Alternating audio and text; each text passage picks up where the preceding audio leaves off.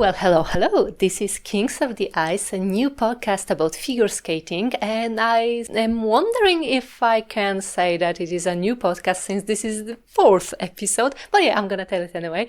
This is a new podcast about figure skating, and I'm so happy to have you here, and today we are gonna be talking about exhibition Gala at the European Championships in Kaunas, Lithuania, and I'm so excited about it, and I hope you also are, because just like I said like a million times already, having Gala covered is something that I really miss on YouTube, and they are so sweet, they are so cringy, they are so interesting, and watching Gala is one of my biggest pleasures in the whole figure skating universum.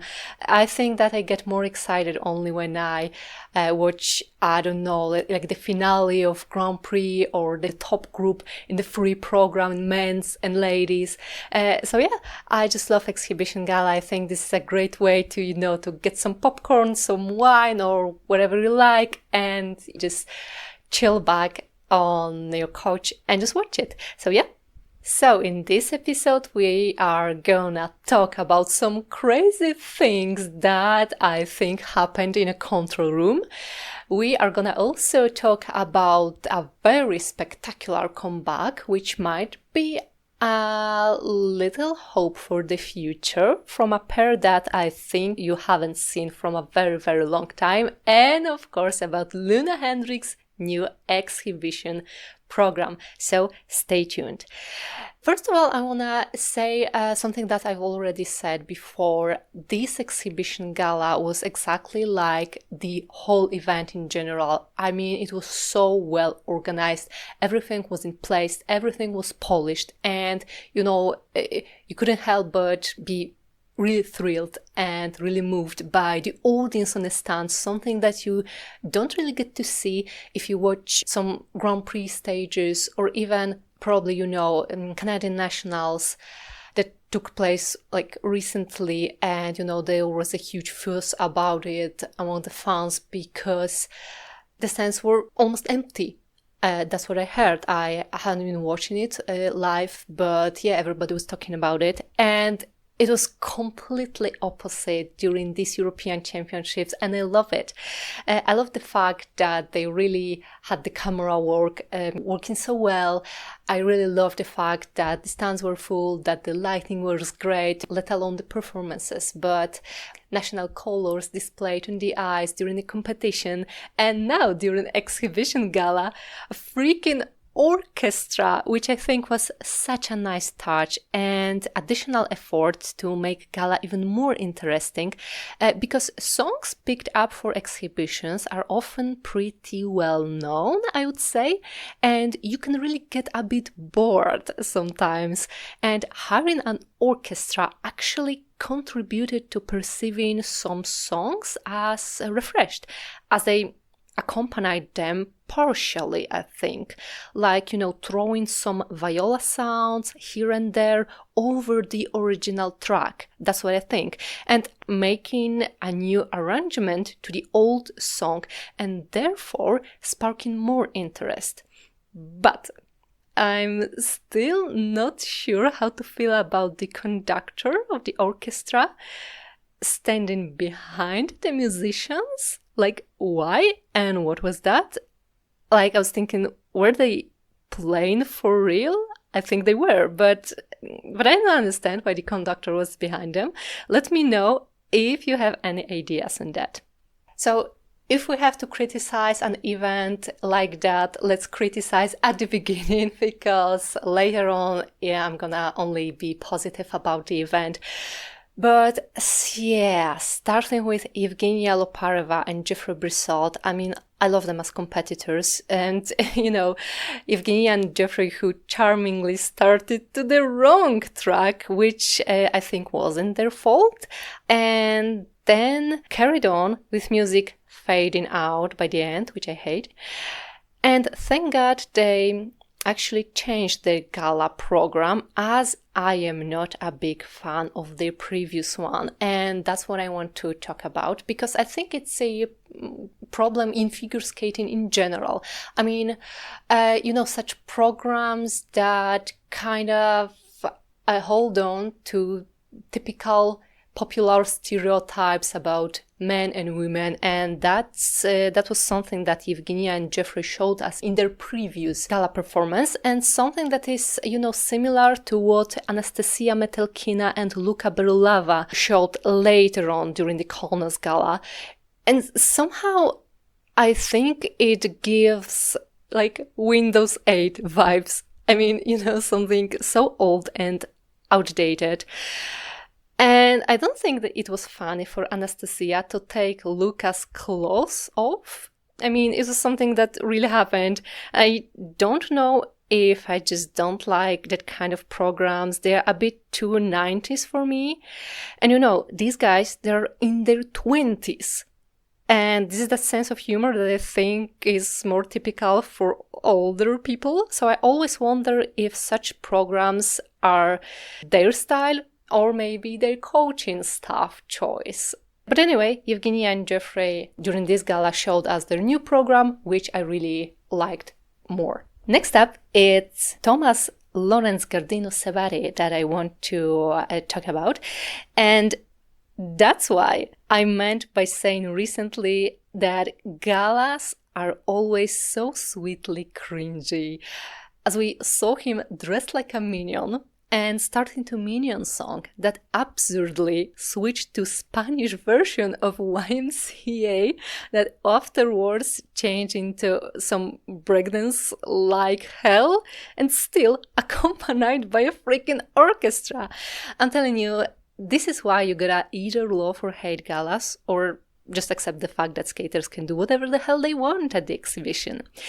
Then we had Anastasia Gubanova, accompanied by Lukas Bryczki, and I have to say I love these moments when older skaters contribute to the main performance show, even if it's just for a minute. Speaking of which, guess who invited all the men later on? Yep, you can always count on Lukas. And now can we appreciate Paulina and Davide from Lithuania performance, as we don't really get to see local skaters that often during exhibitions, so shout out to them for using AC/DC music, having guitarists play along, and black and white camera filter at the top of it. I just love that. It was so unique, it was so funny, and I think that it was very well done, because I remember that they did actually something very similar to that during one Grand Prix stage. I don't remember which one that was, but I just felt it was a little bit out of place. I think it was during the exhibition Gala during Luna's performance, and they kind of tried to do something similar with the camera, kind of matching her moves and matching lights, and I don't know why, but I felt it was a little bit out of place, and I think they just couldn't, keep up with the rhythm with her moves. And even, when you scroll through the commentaries, because probably you know that when you watch ISU live streaming, there is also a chat live. So when you look through the comments, even some people were like, hey, what it is? I mean, they just don't catch up. It's a little bit cringy. But during this performance of a Lithuanian couple, they really did well. And I think they did so because they, had the time to prepare for it, to discuss, make a pre-skate of that, so to the control room, so the camera work could kind of stick to the music and stick to the skaters' moves. But speaking about rocking the room, then we had Alexandros Salevko, who everybody's talking about, and rightly so, very deservedly, the sensation of the event, having the audience cheer like crazy again. And now, one of the biggest surprises of the event, I don't think that anybody spilled a word earlier before, because nobody was expecting that, and it was Gabriella Papadakis and Guillaume Cizeron as guests, and also as candidates for worst costume of the event. And that is another moment that proved really good organization of the event there in Kaunas. I mean, that gala maybe was a kind of a training for them, as they really need to, I think that they really need to come back to the competitive circuit next year if they plan to get to the Olympics. And also one thing I would like to say about Gabriella and Guillaume, I think it might be a little bit controversial, but I also think that nobody actually talks about it. And this is Gabriella's interview that she gave after the Olympics, which they won. And she basically said that her team, including Guillaume, treated her as she wasn't a human being because she got pregnant. And she announced that to her team. She told them. And they told her, and I'm quoting her, I think almost like literally, and they told her to get rid of the problem or solve the problem, so something like that. And, I think for me it's horrible. I'm not in the position to tell her what to do, but I am so much for a woman's choice. And I really think that anybody has the right to decide for themselves. And, to hear something like that, get rid of the problem or solve it on your own, it's just, for me, it's just cruel. And I also don't really know why there's so much hype about it. No, this is something that I get because they're wonderful. But I don't really get why we talk about, Kamila Valieva's doping case and so on only. Because we talk about them, and rightly so. Because, abusive coaching methods, getting teenagers doped, these are awful things. It's a good thing that we speak about it, but I don't really understand why it wasn't the same for Gabriella and Guillaume, because this is a serious problem, and I really don't know how they can skate together after this. I don't know why it didn't resonate with people, and almost like nobody talked about it. It kind of faded away very quickly. So, I have that mixed feelings when I see them together. For me, it's like watching Russian nationals. I mean, everybody's saying that they boycotted, but we all know that everybody's watching them. Come on, let's be honest. Maybe not this year, because this year they were a little bit restricted, I think. Last year, Channel 1 was streaming then, or maybe at least put some parts of it on YouTube. This year they didn't. But yeah, for me, watching Gabriella and Guillaume, even if they enjoyed the performance, even if they want to come back to the competitive circuit, it kind of gave me watching Kamila Valieva vibes, something that you can't just take your eyes off because they skate beautifully. But on the other hand, that maybe there is a big sad story behind it. So I don't really know what to make of them. I just wish them all the best, and I hope Gabriella's well-being is not in danger at that moment. But anyway, let's keep it light. Afterwards, I really started to consider falling in love with Josephine Talligard. I think this is another skater that is severely underestimated. I just adored her for choosing her soundtrack for that gala and performing like a queen. Every her move to the beat, just lovely.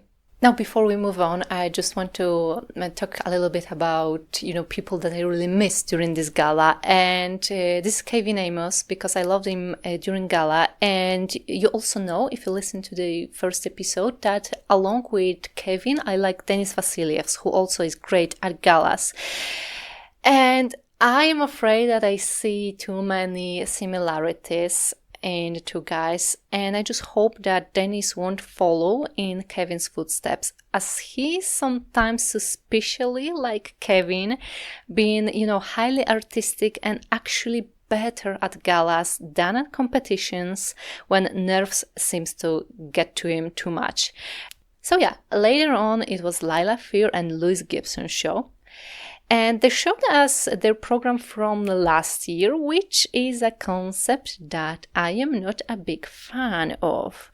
I mean, It's quite understandable for people who don't expect to place high enough to actually be invited to the gala, but Fear and Gibson usually are not that kind of pair.